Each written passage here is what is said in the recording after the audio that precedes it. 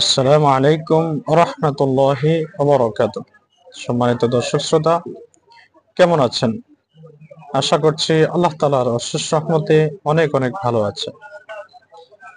আজ একটি ভিন্নধর্মী আলোচনা, সেটা হলো মহানবী শ্রেষ্ঠ নবী, পৃথিবীর সর্বশ্রেষ্ঠ রাষ্ট্রনায়ক, সর্বশেষ নবী মহানবী মুহাম্মদ রাসূলুল্লাহ সাল্লাল্লাহু আলাইহি ওয়াসাল্লামের অসংখ্য হাদিস থেকে একটি হাদিস আজকে আপনাদেরকে অর্থসহ বলবো।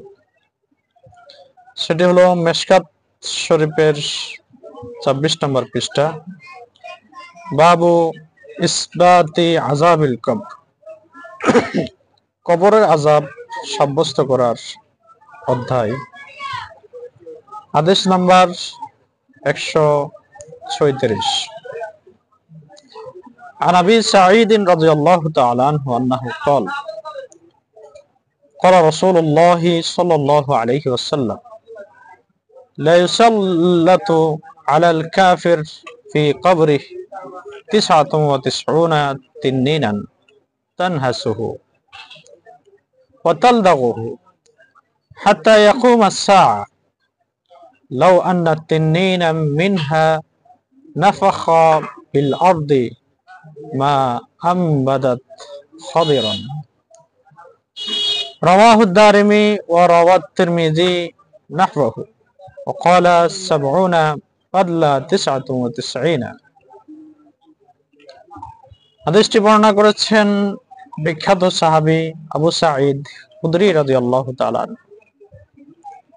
আবু সাঈদ খুদরি রাদিয়াল্লাহু তাআলা আনহু থেকে বর্ণিত, তিনি বলেন, কাফেরের কবরে নিয়োজিত করে দেওয়া হবে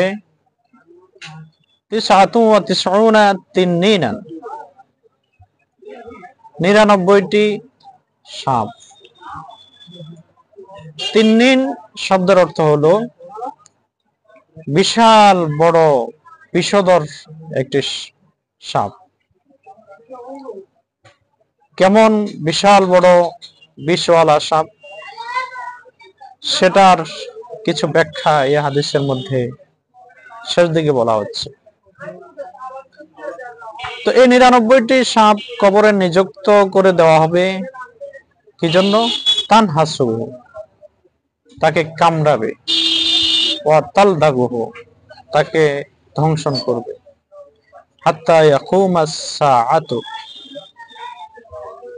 কিয়ামত কায়েম হওয়া পর্যন্ত।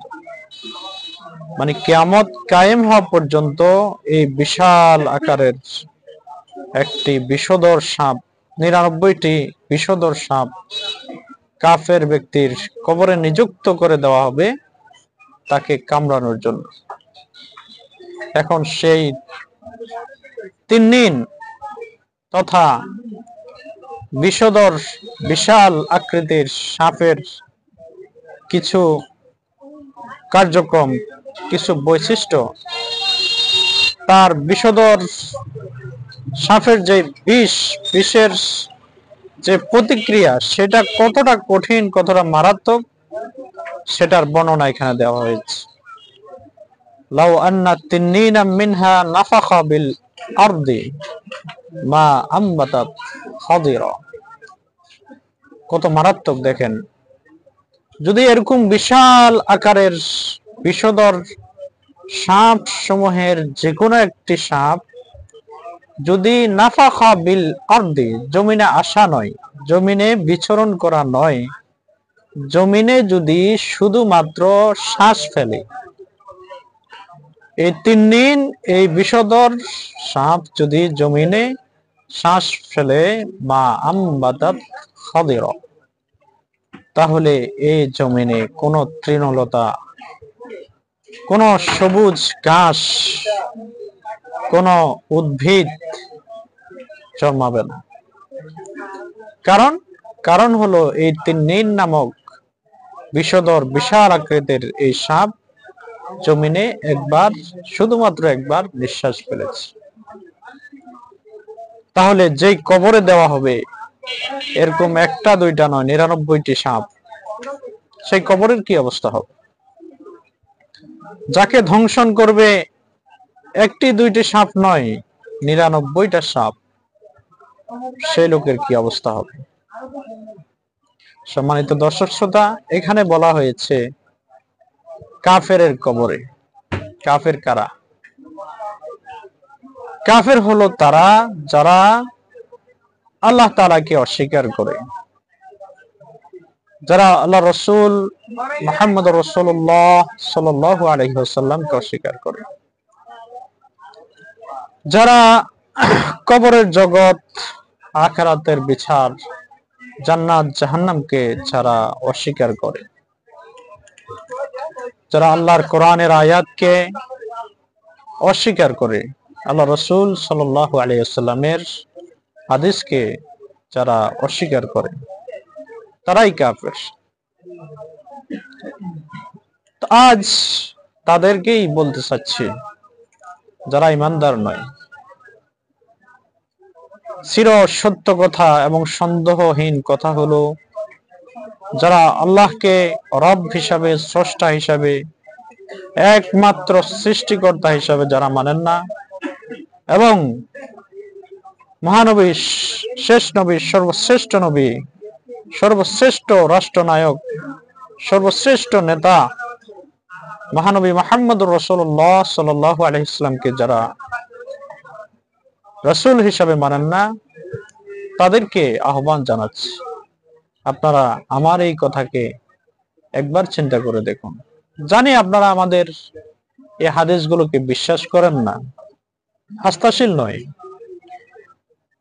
কিন্তু একবার চিন্তা করে বলুন তো, আপনার মত, আপনার মতামত, আপনার মতাদর্শ, আপনার বিশ্বাস যদি মিথ্যা হয়ে যায়, আর আমার আস্থা এবং বিশ্বাস, আমার কোরআন, আমার হাদিস যদি সত্য হয়ে যায়, তাহলে আপনার ব্যাপারে এই হাদিস বাস্তবায়ন হবে। অর্থাৎ আপনার কবরে এই বিষধর বিশাল আকৃতির একটা দুইটা চারটা পাঁচটা 10টা নয়, 99টি সাপ আপনার কবরে নিযুক্ত করা হবে।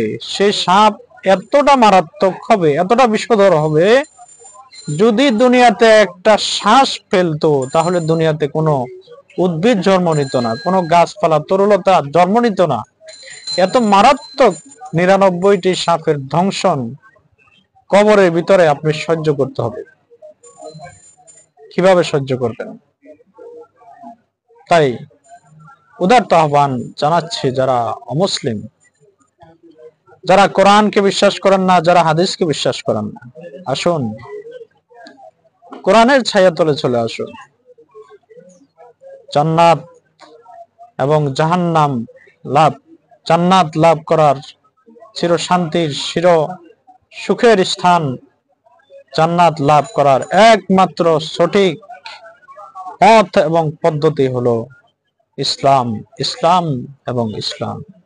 কাজেই আপনাদেরকে উদাত্ত আহ্বান জানাচ্ছি, ইসলাম গ্রহণ করে, ঈমানের স্বাদ গ্রহণ করে, দুনিয়া এবং আখিরাতে সুখময়, শান্তিময়, প্রকৃত সুখ, শান্তি এবং সফলতার পথকে আপনারা গ্রহণ করুন।